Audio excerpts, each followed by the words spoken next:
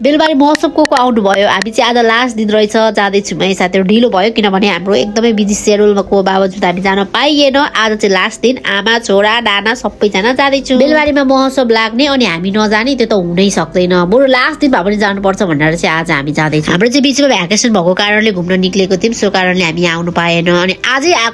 हामी चाहिँ यहाँ जाँदैछौँ ब्याड लक चाहिँ के हो भने आज हामी जाँदै गर्दा चाहिँ मलाई एकदमै चिसो लागेको थियो त्यो चिसो लागेको बावजुद पनि हामी चाहिँ जाँदैछौँ नि त्यही ठुलो कुरा हो नि हामीले इन्ट्री गर्दै गर्दा यहाँनिर विभिन्न स्टलहरू देख्न सकिन्छ त्यसमध्ये मलाई स्टल नम्बर 17 चाहिँ एकदमै बेस्ट लाग्यो किनभने हाम्रो पूर्वी नेपालमा रहेको भोजपुरमा यो मुन्दुक पदमार्ग घुम्नै पर्ने ठाउँ हो तपाईँ हामी जानै पर्ने हुन्छ त्यहाँनिर अवश्य पनि एकचोटि जानुपर्छ मौका र समयले साथ दियो भने म पनि पक्कै नै जानेछु र अब हामी यहाँनिर भित्र जाउँ यहाँ तपाईँहरूले देख्न सक्नुहुनेछ यो लास्टको भए पनि तपाईँहरूलाई चाहिँ मैले देखाइदिएको छु यदि तपाईँहरू जानुभएको छैन भने कोठाभित्र बसेर मेरो भिडियो हेर्न सक्नुहुनेछ मलाई चाहिँ लागेको थियो 300 रुपियाँ टिकट भनेर तर यहाँ आइपुग्दा मलाई थाहा भयो कि यो 350 वाला रहेछ एकदमै एक्सपेन्सिभ कतिजना त यो टिकट फी सुनेरै तपाईँहरू आउनु भएन होला यदि आउनु भएको छैन भने यो भिडियो चाहिँ हजुरहरूकै लागि हो महोत्सव लागेको एरिया चाहिँ एकदमै ठुलो ठाउँ रहेछ जो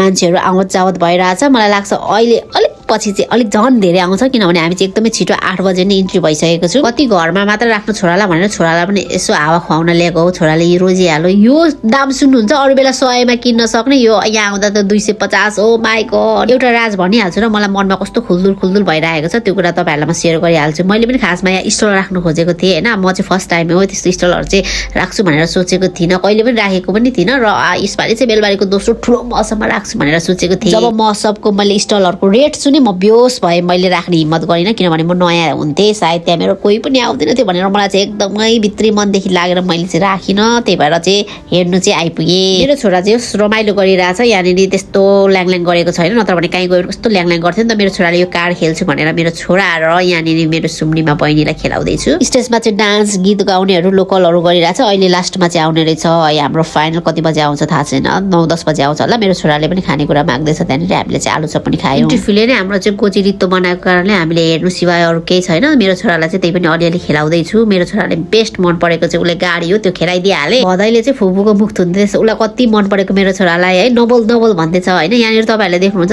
सस्तोमा पाइने तर हामीले सोमबारे बजारमै किनेको भन्दा यहाँ चाहिँ फेरि एकदमै महँगो चाहिँ सोमबारे बजारमा पनि आउँछ नि फेरि यस्तो चाहिँ मेरो छोराले चाहिँ रेल खेल्ने भनेको थियो अनि रेल पनि खेल्यो मेरो छोरा चाहिँ अलिकति डराएको जस्तो अनुभव भयो मलाई होइन अनि त्यस पछाडि हामी रेलबाट उर्लेर चाहिँ हामीले खायौँ पानीपुरी नानाहरू चाहिँ अघि घर जानुभएको थियो अब हामी पनि घर जानुपर्छ भनेको छोरा नजाने भन्छ नि हौ छोरालाई कति मन परेको